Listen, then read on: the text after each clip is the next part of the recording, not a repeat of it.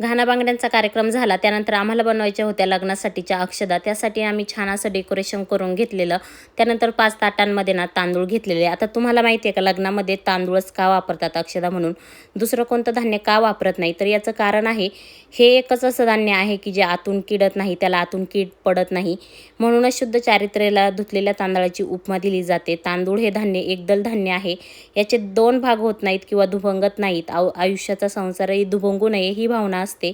दुसरे म्हणजे तांदळाचे जे रोप आहे ना, ते एका ठिकाणी काढून दुसरीकडे लावायला लागते, तेव्हा ते खरे बहरते।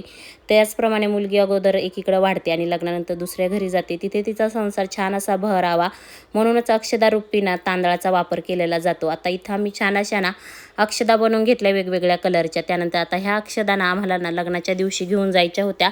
ज्या दिवशी ना लग्नाच्या दिवशी ह्या अक्षदा शुभमंगल सावधान म्हटल्यावरती डोक्यावर पडतात ना, तर नवरा नवरीला ना खूप असा आशीर्वाद मिळतो ह्या अक्षदांचा।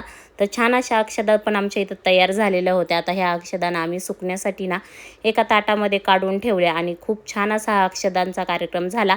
तर इथं आमच्या अक्षदा वगैरे बनवून झालेल्या होत्या। त्यानंतर ननंदबाईंसोबत छान असं एक रील काढलं। चला आता लग्नाच्या पुढच्या सिरीजमध्ये भेटूया, तोपर्यंत बाय।